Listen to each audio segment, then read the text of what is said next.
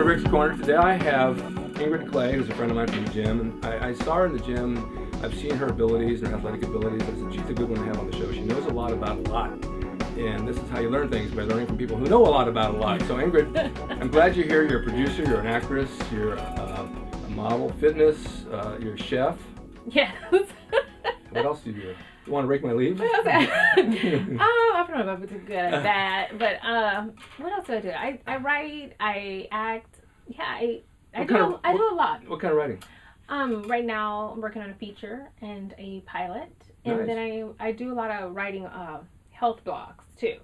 So right now I'm working on with a new company, and I'm writing their health blogs, some of their fitness blogs, Okay. and stuff like that. So yeah. I want to get into that towards the end because I want to know Okay. where you can find this as well. Okay. Yeah, sure. Well, let's start about your beginning. You've always been an athlete, Yes. and how'd that start? My mom and dad were athletes. Yeah. My mom ran track. My dad was a basketball star. Okay. That's what he says. He was. Okay. And so I ran track. I was on the swim team. I was very athletic. I grew up on a farm. So, Yeah. you know, running, Milking cows. barefoot, feeding cows, running chicken. Yeah, let me Yeah. tell you, I did it all. So. Well, all right. So this carried on through sports, obviously. Oh, yeah. Mm-hmm. So you did a lot of sports, like what? Track was my main sport. So Okay. long jump, hurdles, 4x1, 4x2. State qualifier. Okay. I believe I still hold the title for the longest jump in high school. So Seriously? I really think I still got that. I'm gonna check when I go home for Christmas. Yeah. But last 2 years, I still hold that title with a jump of 19. Oh wow. So yeah, I'd say that's pretty good. Yeah. Wow. So yeah. Well, what got you into weight training? Interesting. I wanted to get in shape. Mm-hmm. I was always skinny. You know, once I left high school, went to college, I kind of wasn't as athletic. Yeah. But I was still small. Right. But I wanted to get back into like a more fit look. You know, I liked skinny was okay. But Yeah, yeah. It just wasn't. It wasn't toned. It wasn't shaped like you wanted. No. Okay. You know, and so I was like, well, let me try to find a trainer or something, and I worked with a trainer for a while, but Yeah. it wasn't the body shape that I wanted for Right. me. You know, he was kind of training me how he wanted. Right. To look.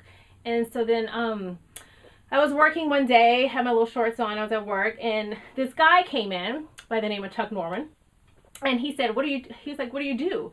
Do you train, or do you compete? And I was like, no, I'm not a trainer, I don't Yeah. compete. He was like, well, you're wasting those legs. Yeah. And I was like, is this are you hitting on me? That would be Chuck. No, it's Chuck. I was like, are you hitting on me, or are you being honest? Yeah. And I was like, okay, well, you know what, I'll give him a call. And I always wanted to compete. Right. Not so much to win trophies and all that stuff. That was all nice. But I wanted to get in the best shape that I physically can be in. Mm-hmm. Period. Of Mhm. my life. Mhm. And like now I can honestly say I'm making the best shape of my life. Well, Chuck takes a lot of pride in his work. Yeah. He really does. He puts all into it, and I saw when you started training with him, and then you did the show. Was up in Fresno, The first show I did was Fresno. and you look phenomenal. Yeah, thank you. No, I mean, he knows how to get you in shape. Mhm. The thing is, he knows, but you being the person he's training need to do your homework. Oh yeah. Because we see so many people in the gym that have trainers or don't even have trainers, and they're doing certain things. They don't go home. They don't know what they're doing. They don't eat properly, and then they never get in shape. And they say, "Well, my trainer is doing something wrong." No, he's not. It's you're not doing your homework. Right. Most of the work you do when you train is at home. Yeah. Yeah. It's only an hour you're with your trainer. True. Your trainer can't change your life in an hour. No. So, the first thing I do when I wake up in the morning is I do 10 minutes of jump rope, Okay. simulated jump rope. I do a fasted cardio, about Okay. 45 minutes an hour. I eat, and then I train. Okay. And then I eat. And I mean, I eat a lot. Do you really? Oh my God, about 3,000 calories a day. I eat like every 3 hours. Yeah. Well, that's normal. Yeah. Well, it should be. I eat a lot. You get that though. People look at you, oh, you must not eat anything. Either that, or they'll look at me and they say you must eat a lot of food, and I don't. I don't think I get more than 2,000 calories a day. Mm-hmm. But I'm older and I don't need that many. I don't want to say that heavy. Right. But it depends on what you're eating. And if you're eating every 3 hours, what type of diet are you eating? Okay, so usually breakfast is oatmeal, Okay. plain, Standard. and then No protein at that time. no proteins at that time. I use the carbs to get through the training. Then Okay. after I train is my protein. I'll do like Okay. a clean protein, chicken, clean turkey, Okay. ground chicken, regular chicken breast. Sometimes I'll do beef. It Mhm. depends. Yeah. you know. Yeah. No, I get it. Bison is my preferred red meat, Okay. and then I'll do like sweet potato and asparagus or spinach. It's very boring. Very boring. I you know what? It is. You know what it is though? It's fuel. You know, I'm putting the fuel in, and that's what I'm doing, and I'm using it. I'm not really. You have to look at it like that. You're doing it for a reason. Yeah. And I did it for years, and I didn't do any carbs, and I was in hot shape, and I mean just really tight and everything. And I still have a tendency to want to be that way, so I eat that way. But every once in a while, I want to throw some grease in there, like a burger, you know? Yeah. No, don't get me wrong. I like to eat. Yeah. No, but I mean, it does come out on the body if you don't follow a certain way. And every decade, and you haven't reached there yet, but every decade, your body changes without fail. You can work out hard, you can watch your diet, it just changes. Yeah. And I think I'm the incredible shrinking man. I think I'm getting shorter every 10 years. I think we all do, actually. Yeah. But your training is like a bodybuilding workout, right? And how do you split that up during the week as far as body parts? Well, I usually do 2 body parts a day. Okay, that's standard. It's 1 in the morning, 1 in the afternoon. Oh, you split it up like that? I split it up like that. Okay. Unless it's like leg day, but leg day I split it up because I usually go pretty heavy on like hamstrings. So then later on in the day I'll do quads to just give me a little bit of rest time. But when the training is a little different before a show because we tend to kind of mix everything and just target areas that I really need to kind of like work on. So it changes. We tweak it a little bit. But standard training is like go 2 body parts a day. And all right, twice a week on each body part? Twice a week. I do cardio twice a day.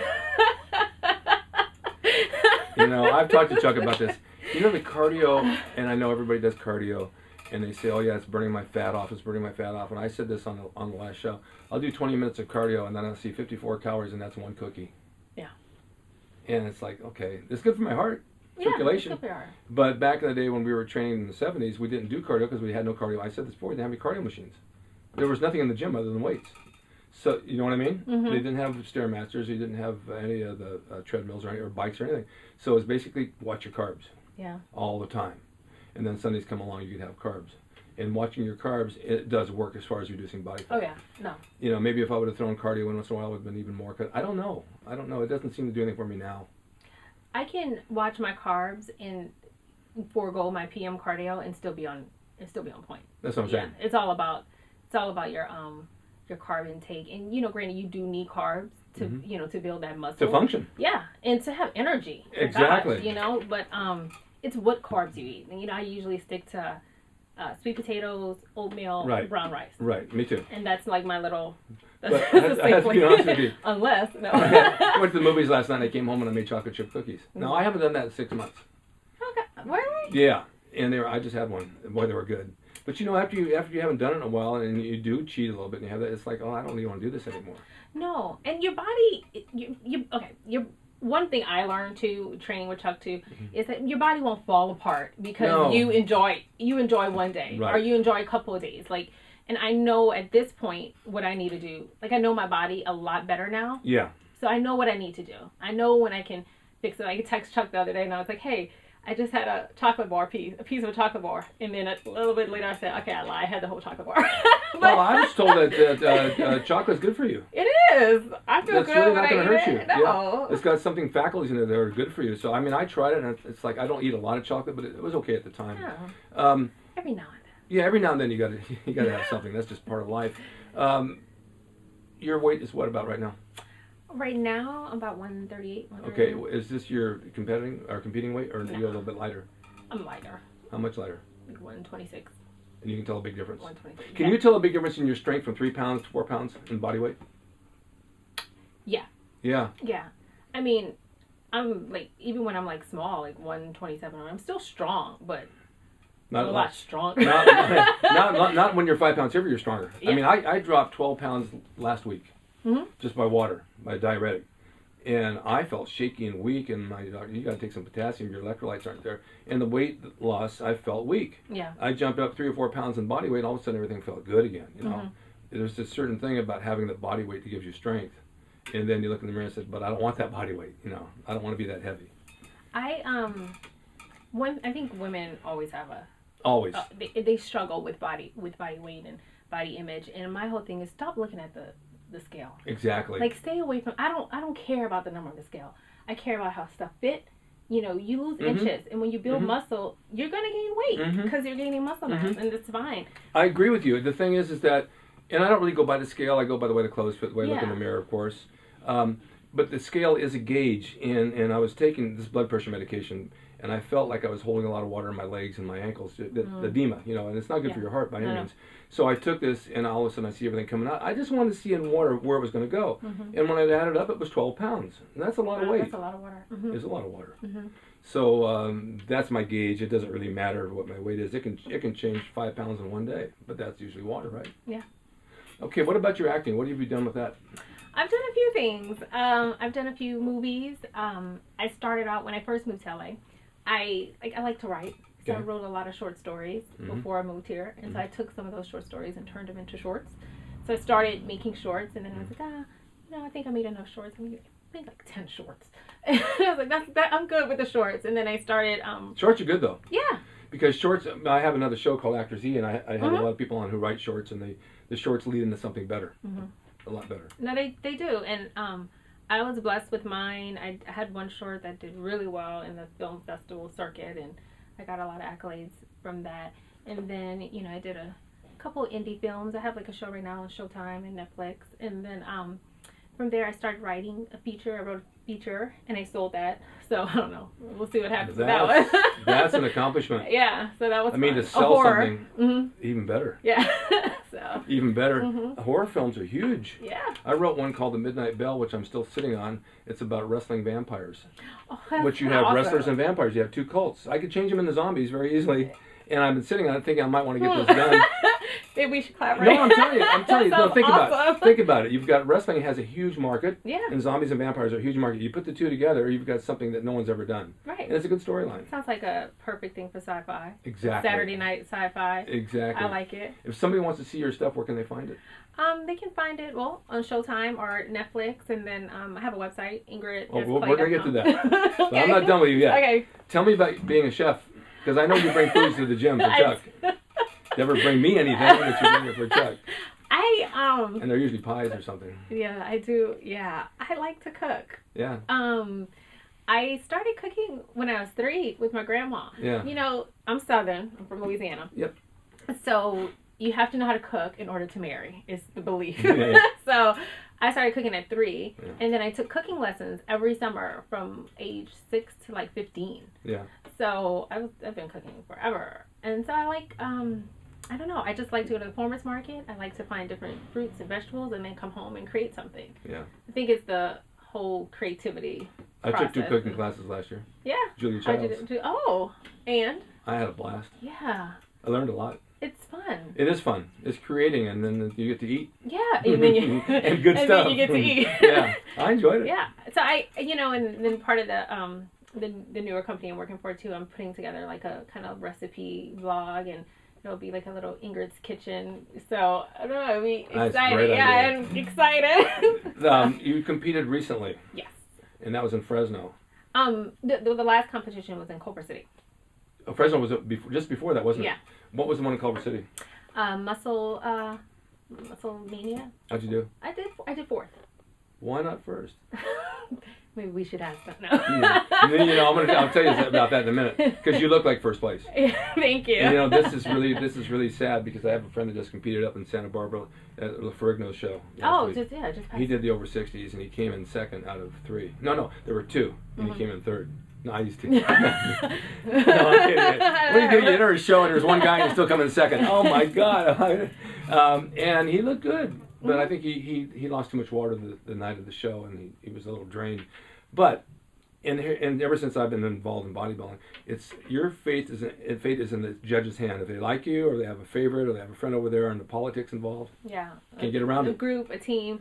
At the end of the day, I'm having fun. Yeah, that's it. It doesn't matter to me, and I do notice a certain, like I tend to be really hard. I come in, pretty hard. No, you're hard shape. Yeah, depending on the lineup, Yeah. It's difficult, I think, to place me within the lineup. But I'm gonna do figure in February. That's a different ballgame. That's a different ballgame.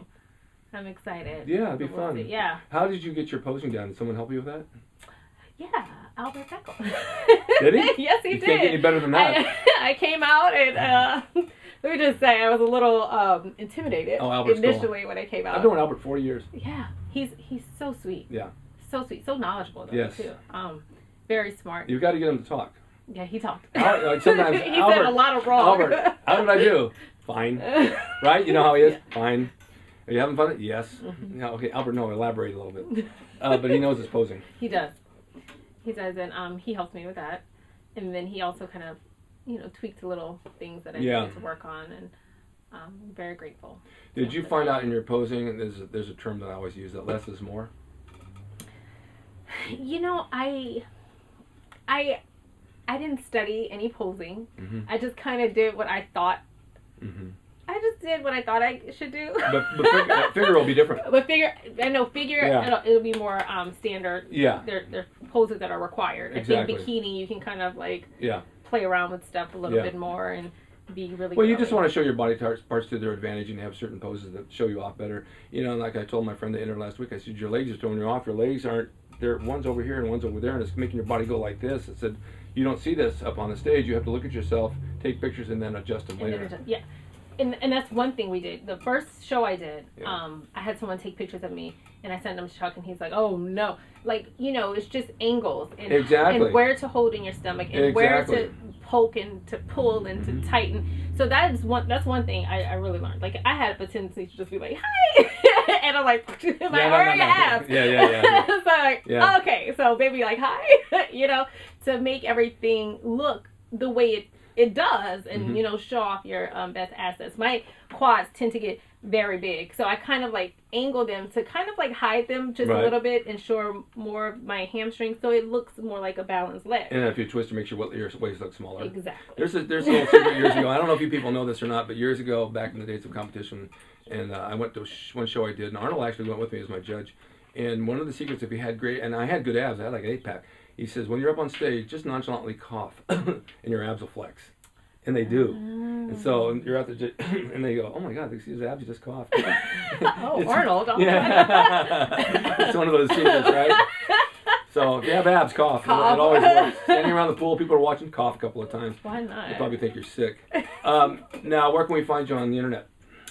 I am all over. No, I'm just kidding. I'm on, I have a website, ingridsclay.com, and I'm also on Netflix, Showtime, I have Instagram, Twitter, and then I have a project coming out soon. I can't talk about it too much, but it's a fitness project. And is this the blog or no? No, this is a different one, but you'll see it soon, and it's a pretty big project, and I'm excited. So you'll be able to work out to me soon. Okay, well, so that'll be fun. I'll have all your sites posted along with the interview, so people can see it. One more thing, and what's about the blog you were talking about? So it's a brand new company, and one of my secret weapons when I was backstage was this gum. Actually, I bought you some. Really? Yeah, the Big Chill gum. Oh, look at my hair grow. It's not that great. But it has. Wait a minute! It says inspires erection. No, that's the wrong product. Oh, that's okay. Although you won't be relaxed. Yeah, But I used it backstage. 3 natural ingredients, all to promote relaxation and reduce anxiety. You know, I know girls tend to get really tense back there. And everybody does. I had this, so I was a little bit chill, and it also curbs your appetite.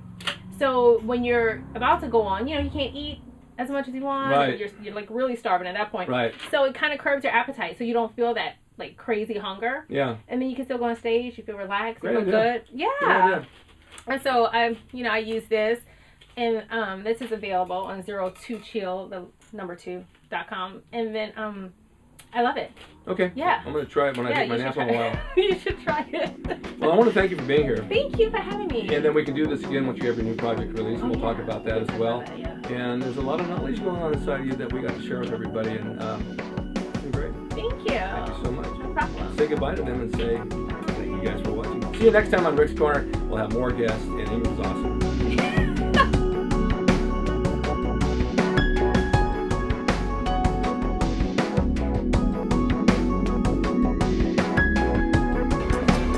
It's rickdrasin.com. He is the equalizer, baby. See you next time.